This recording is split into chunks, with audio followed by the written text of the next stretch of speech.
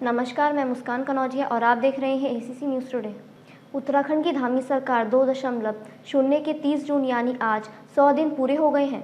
धामी सरकार के इन 100 दिनों के कामकाज का लेखा जोखा देखें तो मुख्यमंत्री पुष्कर सिंह धामी ने कई बड़े फैसले लिए हैं। वहीं सरकार के 100 दिन पूरे होने पर मुख्यमंत्री पुष्कर सिंह धामी भी सभी मंत्रियों के मंत्रालयों की रिपोर्ट कार्ड देखेंगे और उनकी समीक्षा करेंगे। हालांकि किसी भी सरकार को 100 दिन में जज कर पाना मुश्किल होता है, लेकिन फिर भी ये जानना बेहद ज़रूरी है कि इन 100 दिनों में क्या कुछ हुआ। पुष्कर सिंह धामी ने 27 मार्च 2022 को बतौर मुख्यमंत्री अपना पदभार ग्रहण किया था।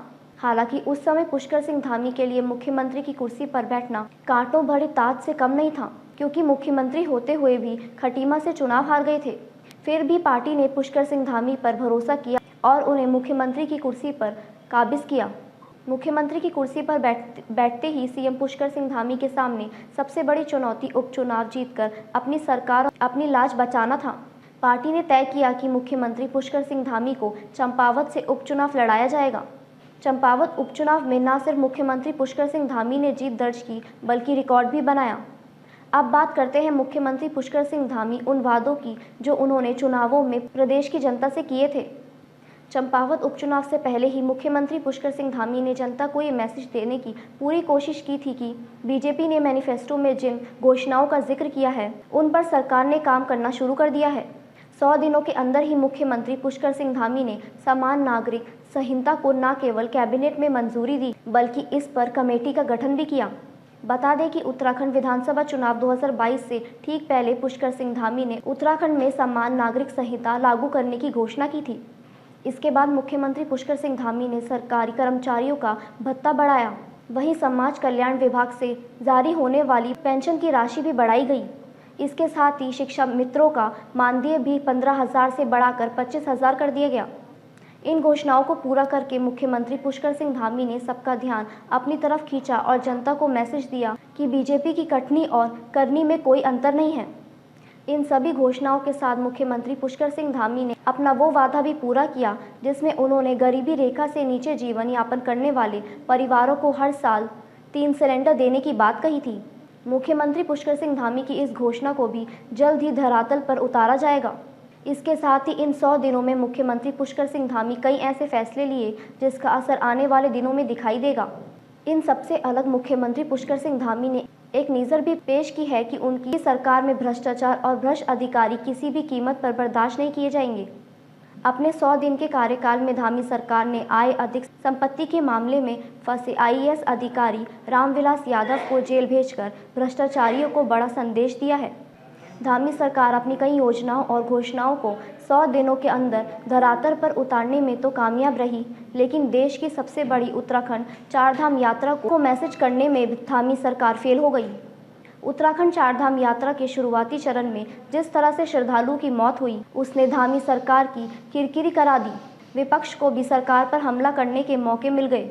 हालांकि इसमें कोई दो राय नहीं है कि जिस तरह के रिकॉर्ड तोड़ संख्या में श्रद्धालु उत्तराखंड चारधाम यात्रा में पहुंचे, उन्हें संभाल पाना सरकार के बस से बाहर हो गया था। सबसे ज़्यादा फरिहस तो सरकार की उस समय हुई जब उत्तराखंड चारधाम यात्रा फैली। पर्यटन मंत्री सतपाल महाराज दुबई में कार्यक्रम कर रहे थे और पर्यटकों को उत्तराखंड आने का न्योता दे रहे थे। इन 100 दिनों में धामी सरकार के लिए सबसे मुश्किल काम सड़क हादसों में कमी लाना था। जून महीने में लगातार हुए सड़क हादसों ने सरकार और प्रशासन की कार्यशैली पर सवाल खड़े किए। कुमाऊं से लेकर गढ़वाल तक रोज़ कोई ना कोई सड़क हादसा हो रहा था। हालांकि अब 2 दिन पहले ही सड़क हादसों में कमी लाने के लिए खुद मुख्यमंत्री पुष्कर सिंह धामी ने अधिकारियों के साथ बैठक की थी और चारधाम यात्रा मार्ग के किनारे क्रैश बैरियर लगाने के निर्देश दिए। मुख्यमंत्री पुष्कर सिंह धामी के सामने 5 साल का लंबा कार्यकाल बचा हुआ है, लेकिन 5 सालों में मुख्यमंत्री पुष्कर सिंह धामी के सामने कई चुनौतियां हैं। प्रधानमंत्री नरेंद्र मोदी या फिर खुद मुख्यमंत्री पुष्कर सिंह धामी भी कई बार मंचों से कह चुके हैं कि आने वाला कल उत्तराखंड का होगा। उत्तराखंड देश का अग्रणी राज्यों की श्रेणी में होगा, लेकिन ये आसान नहीं है क्योंकि धामी सरकार के आगे चुनौतियां कम नहीं हैं।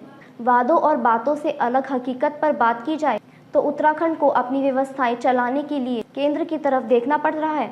राज्य सरकार का खजाना इस वक्त खाली है। राज्य सरकार पर्यटन पर पूरा फोकस कर रही है ताकि उसकी आमदनी बढ़ सके। खनन और आबकारी विभाग से राज्य को अच्छा खासा राजस्व तो मिलता ही है, लेकिन उतना भी नहीं कि प्रदेश को विकास पर पंख लग जाए। ऐसे में राज्य को आत्मनिर्भर बनाने पर सरकार को कुछ बड़ा करना होगा। मुख्यमंत्री पुष्कर सिंह धामी के पास अभी लंबा चौड़ा वक्त है, लिहाजा राज्य सरकार को आय के स्रोत बढ़ाने के साथ साथ राज्य को पावर सेक्टर के साथ साथ पर्यटन और दूसरे सेक्टरों पर भी ध्यान रखना होगा। साथ ही साथ पलायन को रोकने के लिए भी ठोस नीति भी बनानी पड़ेगी, ताकि प्रधानमंत्री नरेंद्र मोदी का देखा हुआ सपना राज्य पूरा कर सके। वहीं आज बीजेपी 252 मंडलों में कार्यक्रम आयोजित करेगी, जिसके लिए प्रदेश बीजेपी ने वक्त तय किया है, जो सरकार की ओर से कराए जा रहे जन कल्याणकारी कार्यों की जानकारी देंगे।